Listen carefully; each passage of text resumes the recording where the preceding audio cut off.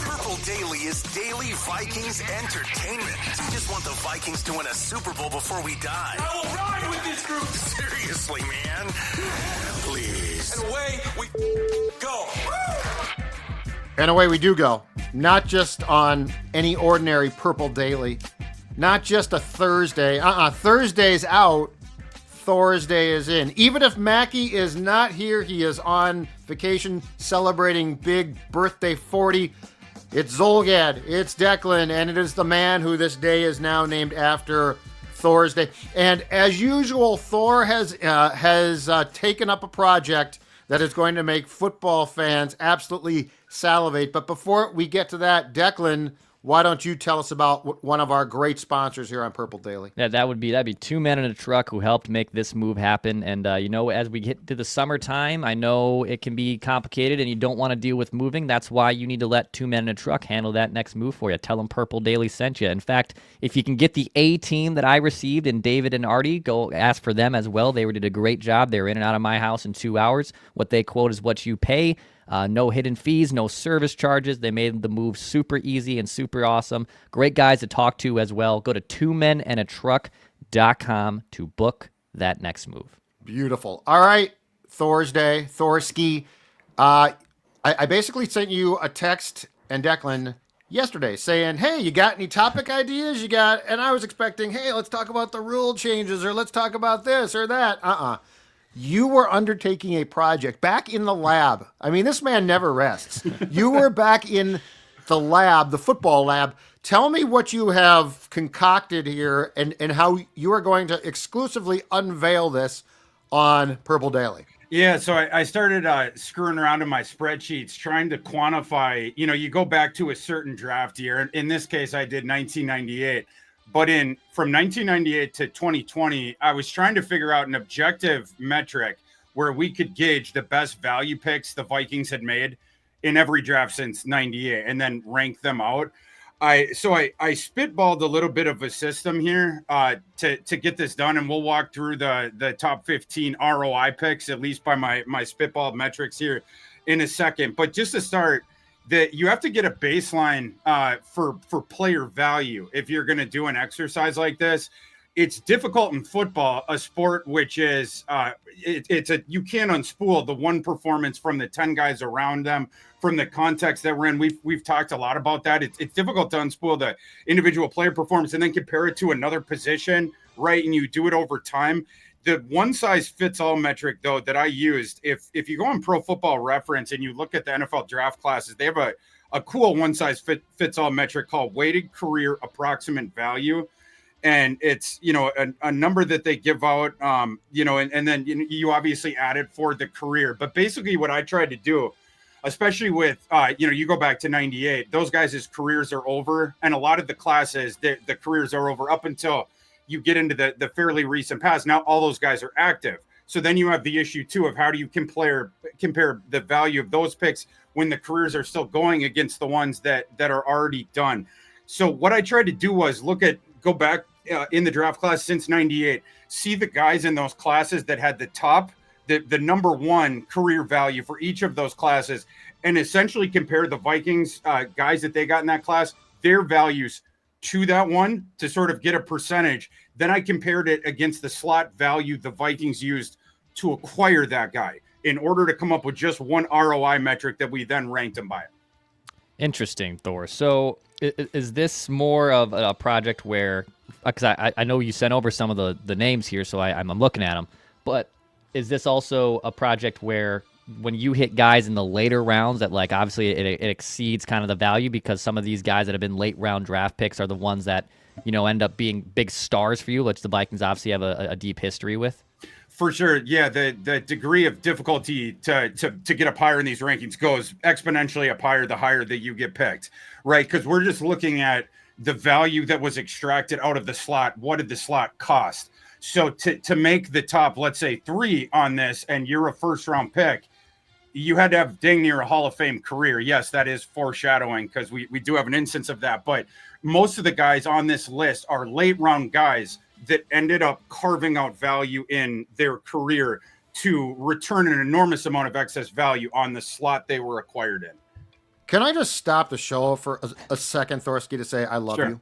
I love you too, John. I love you. Like, you are, like, I love this stuff. I personally am not good at, like, doing this, but, like, this is, I just love, like, the creativity and how we, like, look at things and contextualize. And football's hard. I feel like baseball we can contextualize pretty well. Yeah. I feel like football, because the positions are so different and so many guys who are great have different jobs, that it's far more difficult. It's probably far more of a nuanced art. And the fact that you have delved into this art, I absolutely respect. So I just want to say that. I love you, Thor. Thank you. I appreciate that, John. I love you too. Yeah, and football analytics, it is kind of a dark art to jump off your metaphor right now, because it is so difficult to unspool the one from the other 10 guys and from the coaches they're under and the opponents in each one. It's just a really difficult sport to make it an individual metric.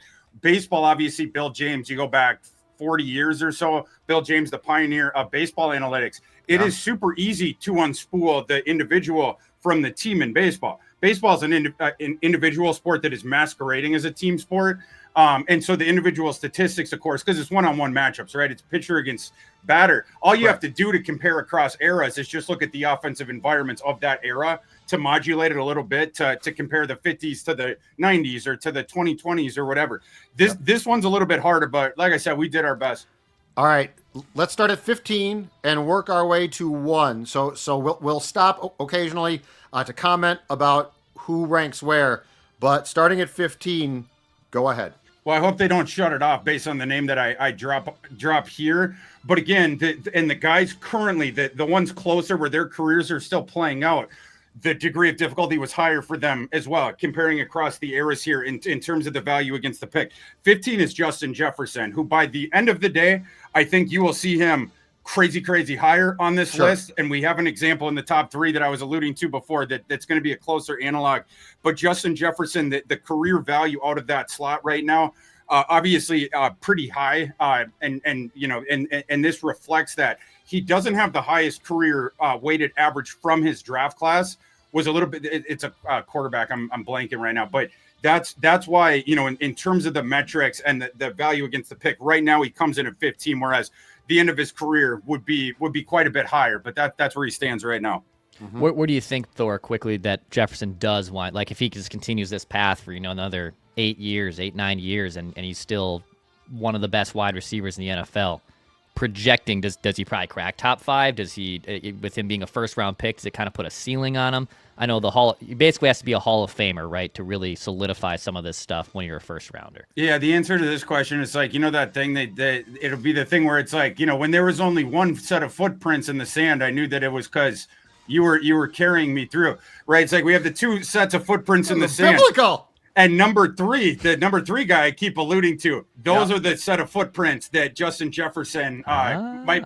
So again, I do a little bit of foreshadowing there, but that is what we're looking at here, the projection of this. And to be clear, this is not a ranking. Like Correct. You're not saying he's this good. You're saying this is what you have based on the data so far, which is very different. And value against the slot. So 2020 was the last class I did, and of course I cut it there because I wanted Jefferson to get involved with this. But the guys where their careers are still going, and then the guys that were picked in the first round, those are the 2 highest degrees of difficulty for this. Obviously, Jefferson is going to continue to accrue war chest of excess value every single year going forward, which will compound, and then he will obviously be shooting up a list like this. All right, number 14. Number 14, we're going back to the 2007 draft, a 4th round pick, 102nd overall, Brian Robison. We had a career value on him of 46, and with the slot point. So basically the way I did the slots is I did it with my trade chart, and the pick that they ended up giving for him, 102, absolute pittance to derive the career value that Brian Robison ended up submitting to the NFL. So you carved out a bunch of excess value over the pick that they used to get him.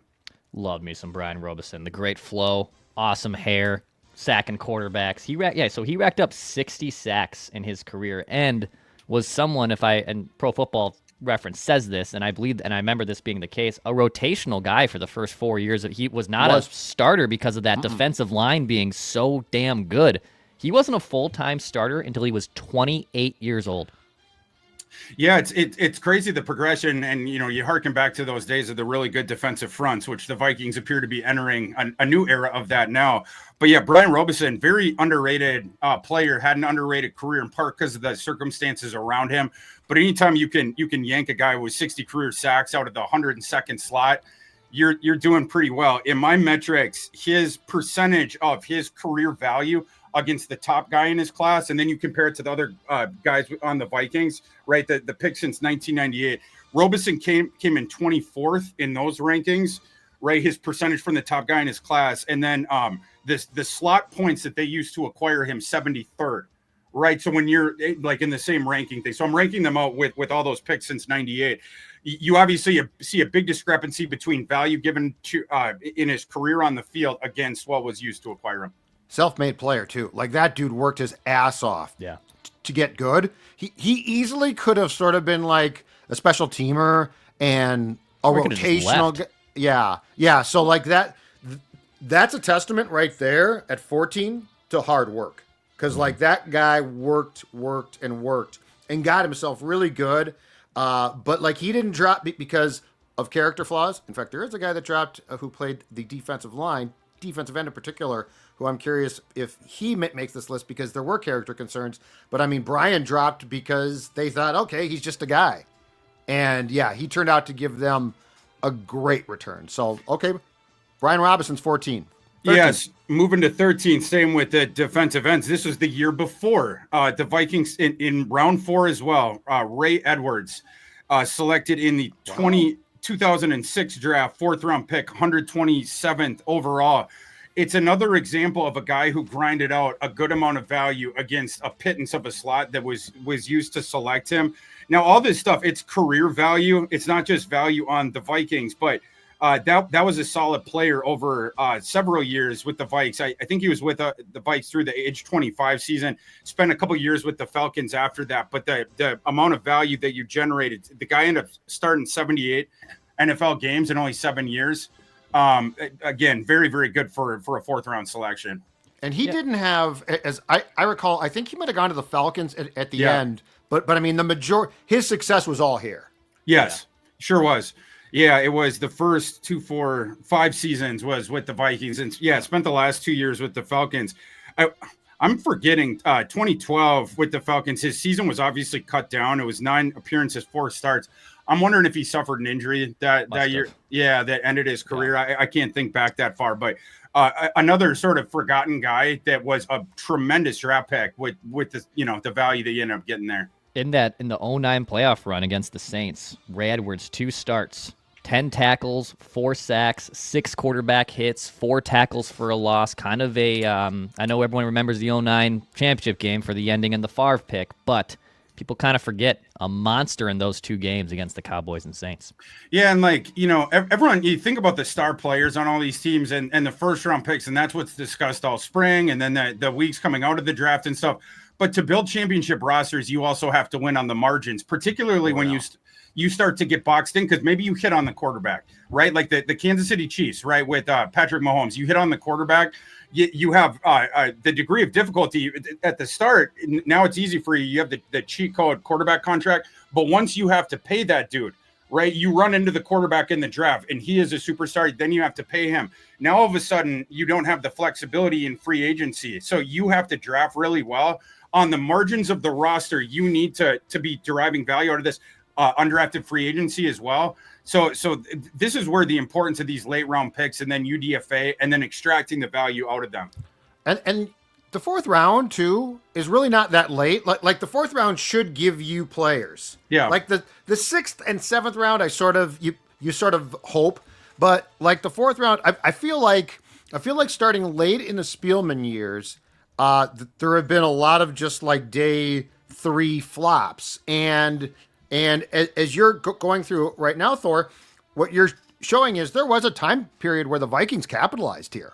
Yeah. Like they had some really nice drafts. They might, at the time, especially in the Childress years, I wouldn't say that they were consistently deep drafts because they weren't. They traded a lot of draft picks, but they definitely found value. And if you're going to win, you're right. That is paramount. You cannot do it alone through free agency. You can't like there comes a point in time where your guys have to develop. Robison's a great example. Ray is a good one as well. So we are now down to 12. 12. We have an oh I'm so I said the cutoff was 2020. It's actually 2021. So I apologize with that because Cam Bynum is next on the list. Cam Bynum, a 4th round pick, 125th overall in 2021. And we all know the career that Cam has had so far. He's now all this again, that it's career value regardless of the team that you were playing on. So Cam will keep moving up these rankings as it goes forward. What an incredible draft selection he was at 125th. And now we're moving closer to my era where I evaluated all these guys coming out. I can tell you the issue with Cam Bynum coming out. Cam Bynum was awesome in college, but he was a boundary corner. And there was concerns about the hips and flipping quickly and the fluidity of that, the athletic profile overall. There was no questions whatsoever about his skill, his technique, his football IQ. All that stuff was tremendous. And what made that pick really good was Cam Bynum falling to where he did was the rest of the team, their recognition of it might not work for this kid at boundary corner, even though we liked his tape, right? But that you get the second developmental bullet of if you can have the foresight on some of these guys. If he fails at boundary corner, he's going to safety and we get another bullet there, or we're just going to move him there right away, right? And so you ended up getting this tremendous value because you thought about the prospect just a little bit different than some of these teams that were focusing on something that it turns out it didn't matter. What does it matter that he can't flip his hips as quickly against against a DK Metcalf or something on the boundary? He doesn't have to do it anymore, right? So you play up all of his strengths, you mitigate the weakness, and it turns out you ran into a really good football player late in the draft. Who's next in the list, Thor? Brandon Fusco is right. our next guy. Now, this is one you'll see some guys back here where it's because they were picked so late. Brandon Fusco, 172nd pick overall in 2011, late 6th round pick. He ended up having a career value of 35, which for people out there is probably not going to mean a lot because, without seeing that metric in front of you. But that is a big amount of career value to have generated from late in the 6th round. So that's why he ends up against that draft slot that he was in, deriving a bunch of value. And he did start for a couple of years. Is that right, at guard? Yeah. So Solid guard. And guess what? A friend of the old Mackie and Judd show on 1500 ESPN. Great guy, really good guy. But that's in. So that's he an started intriguing 87. One. He started 87 games over 8 years in the NFL. Yeah, super intriguing. I get you get it. A 6th round pick. You get even an average starter in the NFL. Bonanza. Right. Now for 4 years, you were paying a starter in your starting lineup, one of the 22. You were paying him peanuts, which what does that allow you to do? It allows you to turn around and the savings that you would have gotten against that guy if you had to pay him on the open market. Maybe it would have been $6, $7, $8, $9 million a year. You turn around, that money now is reinvested into another position. That's the value of this, right? That's what you're looking. Ivan Pace. What's the value of Ivan Pace? It goes beyond just Ivan Pace in a vacuum. It's that guy in the open market would have gotten X. We get to put that into another position. So Ivan Pace, just by his salary structure, is helping other positions in addition to his own contributions to the team. All right, so we're going to get to Thor's top 10 here in just a bit here. But shout out to Rula. So if you're looking for some therapy, if you're someone that, like myself, therapy was very beneficial, and if you're looking to start your therapy journey or restart a therapy journey, go check out Rula. They'll ask you a few questions about what's important to you. Then they provide you a list of in-network providers. And the average copay with Rula is just $15 per session, providing you the care and the price that fit your needs. So go to Rula.com/purple. It helps out the show. Go to Rula, RULA.com/purple and take the first step towards a better mental health journey. You deserve quality from someone who cares, and that is Rula.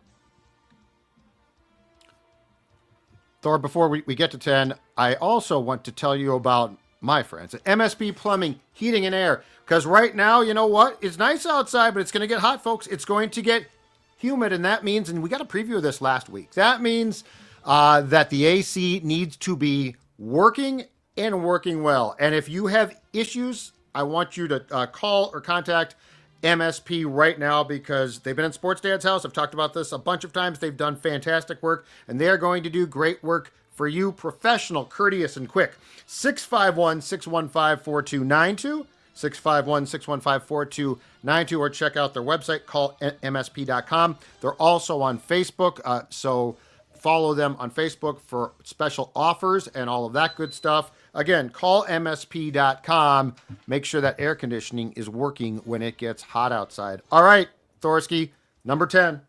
We move into the top 10 here, and another sort of forgotten late round gem here. Jaron Kearse. We go back to 2016, Wow. 7th round pick, 244th overall. They got this guy right at the end of the round, and we all know his uncle was the freak, and Jaron Kearse. Now he comes into college football. He had a good career at a big program. The issue with his evaluation, 6'4", 215 pounds, and like the idea of like, can he change directions quickly enough on the field with, he's like the giraffe, right? With the really long legs to be able to handle NFL athleticism in space. Well, it turns out he could do it sufficiently enough to start on defense. Now that was more or less later in his career. At this point, 119 appearances, 54 career starts on defense. Where did the Vikings derive this enormous amount of value out of Kearse? On special teams. Was a tremendous special teams player. So starting with his rookie season with the Vikings, here's how many special team snaps by season Kearse had.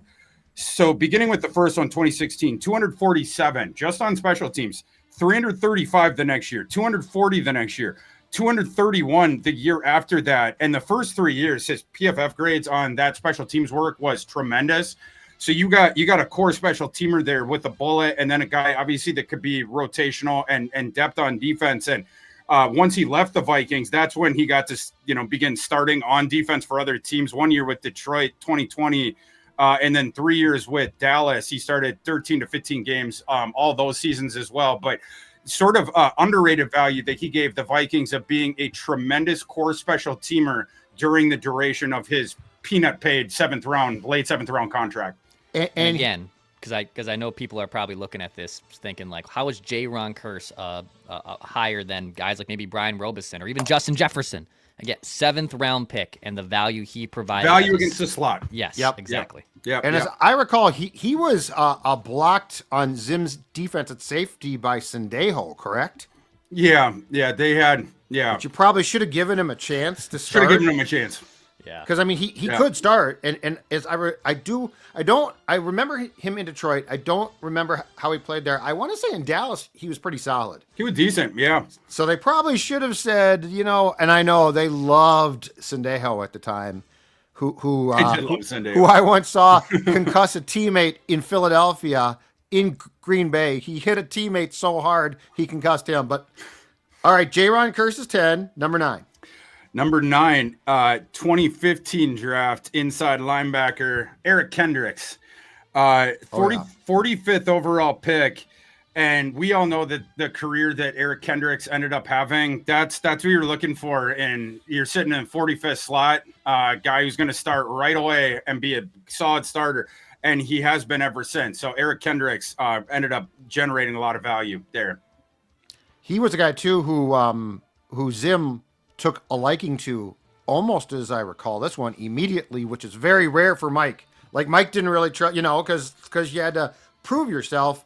And he was he in the same draft as Barr?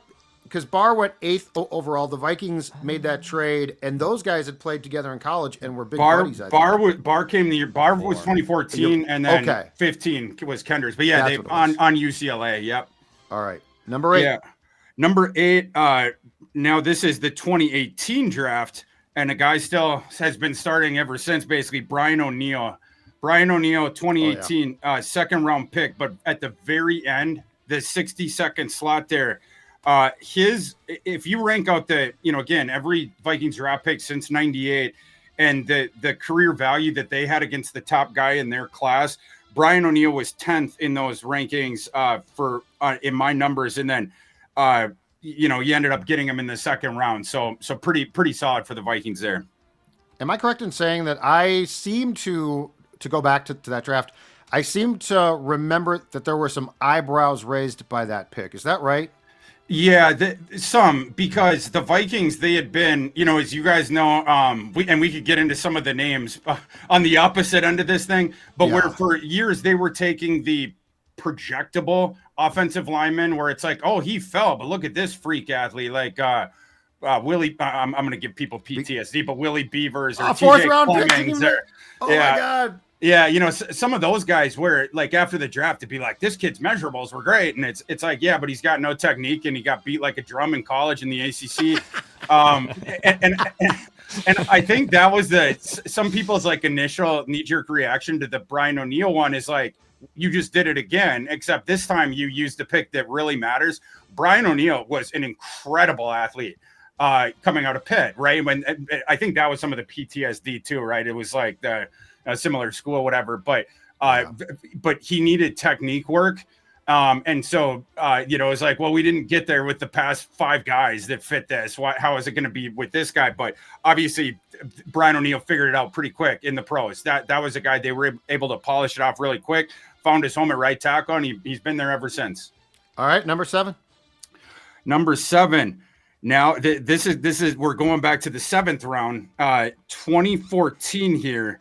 Okay. Seventh round, 220th overall, Shamar Stephen. Oh, wow. Who ended up hanging around for a while. And again, you get picked there end of the 7th round, and any sort of hanging around, you're gonna end up generating value against your slot. And Shamar Stephen ended up having a decent career, but obviously particularly for a guy that went that late. And he eventually bounced to was it the Bears? You're Seattle right. For a year. The Seahawks, you're right. Good call. Yeah, then he came back to the Vikes.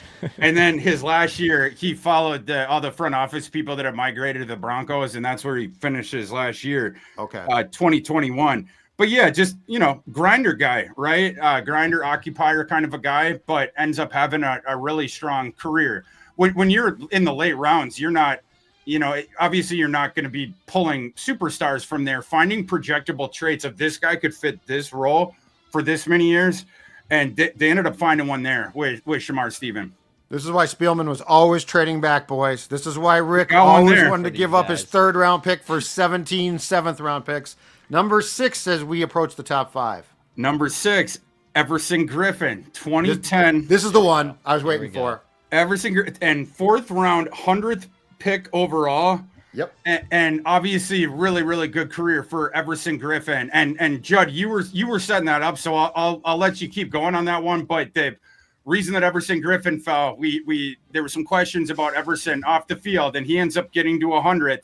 But man, what a great career that he ended up having for the Vikings. Yeah, and that's one where sometimes it pays off to take that chance. And I know teams can be, and there's certainly some teams that won't take that chance. And because in this case, I do buy that he was probably, if everything had been normal, I buy that he was probably a late 1st round pick, early 2nd round pick. Like he had that talent. For sure. B-Rob had to make himself. He showed up here and worked his ass off and got good. But I don't think that there were a bunch of teams saying, man, we should have taken him in the 2nd round. With Everson, I remember going into that draft, there was a feeling that this guy had top end talent, but there had been enough off the field stuff, and there continued to be. He got in trouble here after his rookie year. I want to say he got arrested twice that summer. Yeah, but he did. Cleaned up his act for quite some time, ran into certainly some mental health things. But that being said, this one didn't surprise me because he didn't play a lot at first and then started to play and had a tremendous, tremendous career for a 4th round pick. Yeah, it's always interesting. You think about the guys with the off-field stuff, and is that going to be, it's an incident from the past or incidents from the past. And right. in this work, we're trying to project forward. Well, obviously the past is the best predictor of the future, but there's gray in there, right? There's context. And it's, first off, Ked, is this guy able to focus on football? And do we think that that's possible, that he could stay out of trouble and become like a productive part of the team? But it's also, I think, thinking about that individual within your structure. right? And how much are you going to devote to trying to help him out, as far as walking the straight and narrow path? How many resources are you going to put into that? Different stuff like that. And when you hit it right like this, you both sort of gauged it correctly in your dealings with him, and then you pick him, and then the environment that you put around him, and the thought that you put into, we're going to try to make him a success. This is an example where it worked out. There's examples where obviously it blows up in your face. The guy on the bottom of this list, I probably didn't go back far enough, but if I had, Demetrius Underwood, of course, right? We could do examples on both sides of this thing. And a lot of times it just comes, you have so many different people in your building. Why did they all sit in on the prospect interview? Part of it's this, right? I mean, how are they going to fit within the building? And you get different opinions on that and different ways of sort of gauging that. But yeah, there are some guys with the personality or the character. You have to have a long and hard discussion about that. And where are we going to put his locker, and who would be his mentor, and different resources that you're going to give that. And for some guys that resource goes quite a bit, right? Like when Johnny Manziel was coming in, it was like, do we have to have a sober cap for this guy every night? Right. Like, you can go that far with it as well. But yeah, I was reading a book yesterday. There was a chapter about Tyreek Hill and him coming out of West Alabama, and he ends up going in the 5th round to the Chiefs. He had a very, you talk about a guy where it was like taking a chance on a character risk, and that's the only reason that you had access to him. That was a kid who got kicked out of Oklahoma State because of a domestic, issue or whatever. And that's why he ended up at West Alabama. And then they were playing him at running back and returner. And then, the Chiefs obviously became interested in him as a receiver. So there was a lot going on there, but they had to, this book was talking about all the work that they did, both with Tyreek and the interview process. And they said what turned it with Tyreek was bringing him in and him not only not denying the stuff that had happened, but basically walking them blow by blow, where they, you have the police report in one hand, and then what he's telling you, it's essentially line by line. Yeah, that happened. Can never happen again. I effed up, whatever. So that's, you can gauge it differently depending on the prospect. And sometimes it works out, sometimes it doesn't. This was a case where it worked. All right, we're entering the top 5 here, Thor. Top 5 draft value picks for the Vikings. What do we got? The first of 2 centers in the top 5 of our list here. 2008 will bring you back to 6th round pick, 187th overall out of the University of Notre Dame, Johnny Sullivan. Oh yeah, a guy who John Sullivan gets a little bit forgotten, and he's a little bit underappreciated for the career he had here. Apart because of the position, apart because of the guy we're going to talk in 3 slots from now that played the same position. Maybe that's a little bit with the overshadowing. But man, what a solid starter John Sullivan was for a long time, and an utter pittance used to acquire him. That is the bonanza grand slam we're looking for. Judd, remind us, didn't they cut him after 2014? And was he hurt in 2015? I thought I remember his career ending prematurely. Well, no, he went to the Rams. Yep. I think he went to Washington, and he definitely had a back problem. And then he went to the Rams, but the Vikings, I believe the Vikings wanted to restructure his contract, and he said no. Oh. But the thing about the interesting thing about his pick is he was picked in a year that Spielman was around, but Childress had authority of the 53, so he could basically decide things. And I want to say Charlie Weiss was the coach of the Irish at the time. And I want to say that there was a phone call around the time that John Sullivan was picked between Childress and Weiss. And Weiss basically said, take him. He's going to be good. And yeah, it's the interesting thing too is don't forget, he is the starting center on the 2009 Favre team. And it was imperative, because you're going to bring this guy's name up, Thorsky, that you have a center to replace that guy. And John Sullivan, after I believe he sat in 2008, takes over as the starter in 2009, which coincides with Favre coming, and did a really good job. So yes, the Vikings definitely, he's a guy in retrospect that probably should have gone 4th round. At least, right? Shouldn't have dropped to 3rd round, but I mean, as hell should not have dropped to the 6th round. So no, I mean, and really, you're looking at the career more of maybe a late 2nd or early 3rd round kind of a guy, with how long he ended up starting in the. So Sullivan, 125 starts in the NFL, and most of them came when the Vikings were paying him peanuts. You mentioned the one redshirt year, 2008, but after that by season for John Sullivan, 16 starts, 14 starts, 15 starts, 16 starts, 16 starts, 16 starts. That was his Viking tenure for a guy that was picked as 187th overall. Tough as nails too. That dude was tough. He played hurt a lot. Yeah, I remember that for sure. Yeah, and his body finally betrayed him. You know, he didn't end up playing in 2015. He got the 3 years, you know, at the end on the other side to finish out his career. But yeah, the body broke down. But you mentioned 1 year at Washington, 2 years with LA. He was the starter for LA both those years. But yeah, great pick, John Sullivan. Hey, was he the starting center for the Rams on the Super Bowl team? He was. Okay. That 17-18. Terrible game against the Patriots. Awful Super Bowl. Number 4, Thor. Number 4, defensive ends and centers are they've been a bit of a theme here. And Danielle Hunter comes in at number 4 on our list. 2015 third round pick, 88th overall. And I ended up talking about Danielle Hunter quite a bit this pre-draft process because there was a guy named Shamar Stewart from Texas A&M who was picked by the Bengals, I think 17th overall, who had 4.5 career sacks in the SEC. Shamar Stewart did. That was the exact same profile with Danielle Hunter coming out of LSU, 4.5 sacks over 3 years. And with Danielle Hunter, you know, that was the thing that dominated the narrative there. How did you only get 4.5 sacks at LSU when his pressure rate? If you flip it, right? Like if you just look at sacks per pass rush snap, he was like coming out. I forget what it was, but it was, you know, I don't know, 12th percentile. But then you switch it to the pressure rate, and all of a sudden he was 98th, 99th, right? And so it became, what do you believe? Well, you know, do you believe your lying eyes, or do you believe the statistical production? And how did you keep getting so many fish on the line and never getting any over onto the boat, as it were?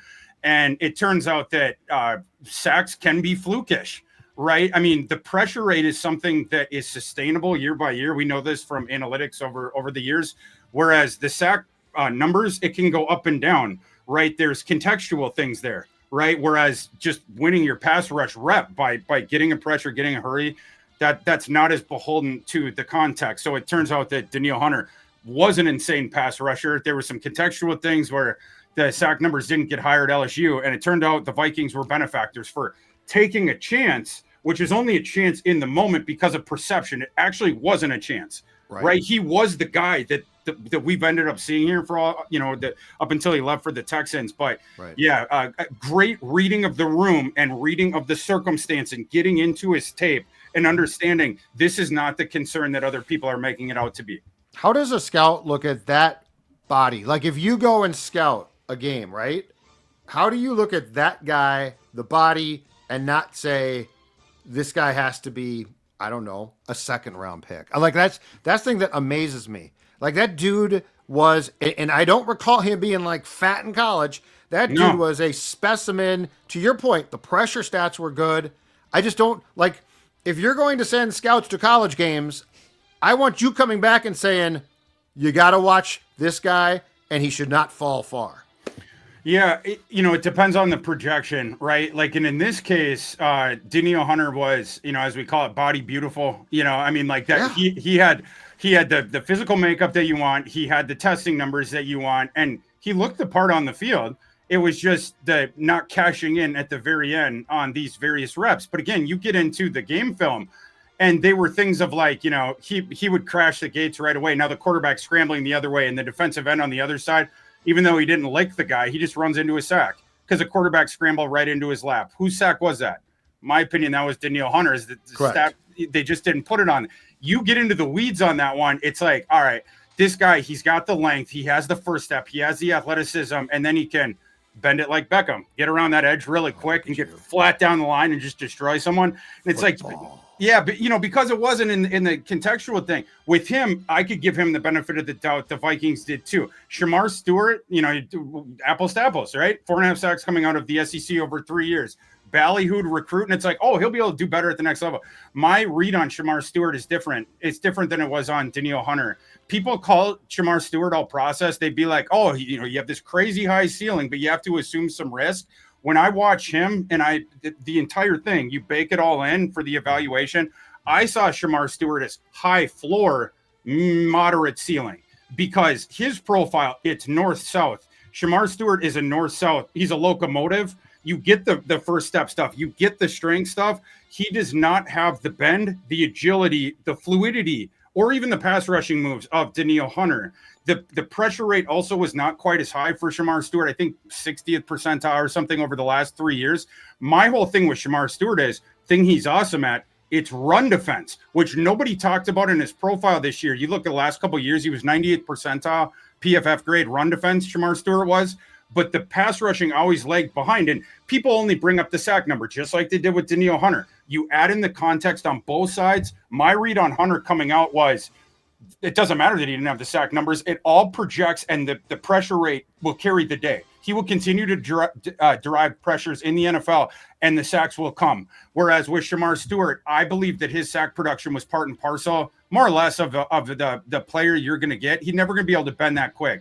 Never going to be able to get flat down the line that fast. He's going to try to go through your chest, but when you know that the heat is coming, it makes it a little bit more difficult, and of course in the NFL as well. So just get on specifically on two of those different guys. I love it. So top three coming up here from Thor. But Judd, shout out to the Butcher and the Boar in Minneapolis. Absolutely, yep. In fact, let's talk about their North Loop location, which has a new patio, perfect for outdoor dining or just having a drink. Let's say you're going down to a Wolves game, because they're still playing, thankfully, or a Twins game.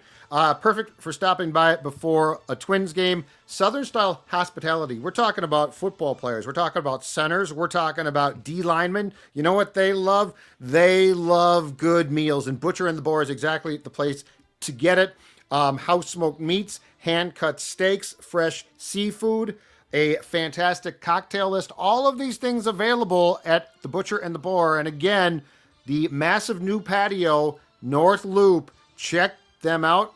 It might be for a pregame drink. It might be for an outstanding dinner. Butcher and the Boar, proud sponsor. We appreciate them of Purple Daily. All right, let's get to the top three. Number 3, Thor. Randy Moss, number 3, 1998, 21st pick overall. Yep. This is only the second guy in the top 15 that was a first round pick. Again, going back to what we talked about before, much higher degree of difficulty to return, an enormous amount of value on that on the other side. Right. Randy Moss obviously did that. 21st selection there. Justin Jefferson, the guy we were talking about before, was the 22nd pick in his year. But Randy Moss essentially broke my scale when I was looking at the career value. He was off the plot chart. Right. And so the value that you got against the 21st pick, even that being a higher pick, ended up obviously being just absolutely incredible.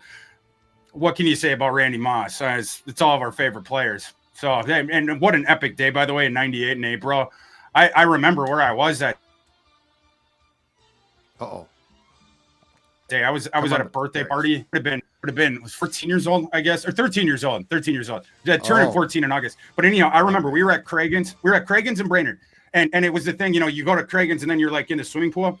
I snuck away from that swimming pool because I found there was a room around there. I don't know, it was a maintenance member or something. There was a TV on because I knew Randy was falling. He was falling. Like when we had left there, they were already like 6 picks into it. Yeah. Right. And then you've seen that the Cowboys passed on him. I think I'd snuck out one time, but at a certain point, I just had to go and we got to see these 3 picks leading up to the Moss pick. And then when he ended up getting to the Vikings, wow, just an incredible moment. One of the great moments, in my opinion, in franchise history was being able to take Randy Moss with that slot, a guy who absolutely shouldn't have been there, destroyed everybody at Marshall. Hey, all-time man playing against boys, nobody could defend him. So just on that's a guy who should have been the first overall pick, right? Character concerns, though. Again, it goes back to the same thing, right? The same thing we were talking about before, the character concerns. There was the 2 colleges, and it was Notre Dame, and then it was Florida State, and correct. Because one of them was fighting, I think the other one is marijuana, but didn't get in trouble at Marshall, had the incredible career at Marshall, and then I think there was a couple guys banging the table for him in the war room, but when Randy talks about Dennis Green, he always cries. Like you ask him about Dennis Green, he'll start crying because Dennis Green was the guy who was like, no, we are right. I am right on my read on this human being. everybody agreed on the player who Randy Moss was. Just turn on the tape at Marshall. Your eyes would bug out of your head. It was about Randy as a human being. And Dennis Green stood in opposition to the rest of the NFL that day and is like, I'm right on who this person is. You guys are all wrong. And you generate a Hall of Fame career out of the 21st pick and one of the truly great players in the history of the NFL. Absolutely. Absolutely. Okay, number 2. Now we're going back into the late rounds for these ones. A little bit of foreshadowing in advance of this one. Matt Burke, 1998. Yeah. Sixth round, 173rd overall. And what an incredible career that Matt Burke ended up having. It's just an accelerated version of the thing we were talking about with John Sullivan, right? Same round that you took those two guys in. You had the longevity with their careers. Burke was a bit better, and he went for a bit longer. Obviously, that's why he ends up coming up here. But one of the best centers in the league during his career. Yeah, he was he was a guy that he played a little bit of special teams his first year. Yeah, I want to say. Yeah, he didn't. It wasn't until his third season with the Vikings where Matt Burke became the full-time starter. Right. But that year, very first one, 16 starts, Pro Bowl. Next year, 16 starts, Pro Bowl. There was all pro team later on, made a whole bunch of Pro Bowl teams. But yeah, the first couple of years, situational guy, got in a little bit on special teams. And then by the start of year 3, bam, you're one of the best starting centers in the NFL. And the Vikings got that for years. All right, we're to it. Number 1, who is the number 1 value guy on this all-time top 15 Vikings chart? I wonder if the folks out there, they know who's coming here, based on, I'll give you a second to put your guesses in. Lock in your guesses out there. Okay. All right. Number 1, 2015, round 5, 146th overall out of the University of Maryland, Stefon Diggs. Diggs, awesome player. Clearly, getting that guy at 146th overall, incredible. And Diggs coming out of Maryland, it was twofold. How does a guy like Stefon Diggs was a 5-star recruit coming out? How did that guy get to the 5th round? It was two different things. With him, it was durability. It was on and off the field at Maryland, and it was a guy played like the Flash, right? And he got into some high-speed collisions, both on special teams, also as the receiver. And it's like he's a little bit, on the lither side. So it's like, is he going to just continue to be nagged with injuries throughout? And then, of course, it was the diva personality thing, right? And it's like, if this guy's injury prone and he only has a couple utilities and he thinks he's the best and, yada, yada, that's how he ends up falling there. But man, he played special teams at the start for the Vikes. He worked his butt off, and he still had, of course, those diva-ish tendencies. We didn't really see them pop out until a few years in, No. He sort of put his head down and worked. And when he got to that point where you can be a little bit cocky, he became cocky again. But Stefon Diggs is your best value pick the Vikings have made since 1998. Wow. And I know it has nothing necessarily to do with the draft value, but Stefon Diggs also landing Justin Jefferson. I'm gonna put a little twist, little variable into the plan there, that the number 1 draft value pick of all time also potentially landed in a team that has riches of wide receivers, also maybe one of the best wide receivers in franchise history. It's such a good point, Dex, because you got you got the 4 years of peanut salary on Diggs where he was awesome. And then I think the Vikings, they paid him, was it 2 years before that trade? I have to see it. They didn't even employ him long where he was actually making legitimate money. It would have been, was it just 1 year? Let's see, 2. Yeah, so 2019 would have been his 5th year in the NFL. I think that would have been the first year after extension, and then he's traded to the Bills. So you get 4 years of an awesome player at a peanut salary. You only have to pay him a legitimate salary 1 year, and then the rest of that contract is taken by a team who just traded you the slot for a guy who, when he retires, will be considered one of the greats of all time in the NFL, in Justin Jefferson. You got the career of Justin Jefferson for the price of Stefon Diggs. And then you had Justin Jefferson on a peanut salary for 5 years. This is how we do business, kids. I mean, this is an all-time bonanza in the history of the NFL. To get 5th-round pick on Diggs, and then you turn that into Jefferson. But, yeah, it's one of the great picks in, you could almost say NFL history. If you combine the career value of Justin Jefferson, if you give Diggs some sort of credit for that, or at least the slot that you pick Diggs in, you don't get better than that from a value perspective. Hey, Thor, is there, just on the stew of how this was done, Got one more question. Is there any first round draft slot that would have dropped Jefferson or Moss a lot from their current, in Justin's case 15, Moss's case 3, like if they had been top 5 picks? Certainly wouldn't have Moss. It wouldn't have knocked him out. Jefferson, we're playing a little bit closer to the margins of that top 15. Just because he hasn't gotten to the whole career yet. Sure. Once you stack that, I mean, that's where with Moss it became crazy because you not only one of the best year after year, but then the longevity coming in as well, right? And you start really separating yourself from the pack of everyone else who was drafted around you. Jefferson just hasn't gotten that opportunity yet. But yeah, like at the end of the day, that's what we all expect from him.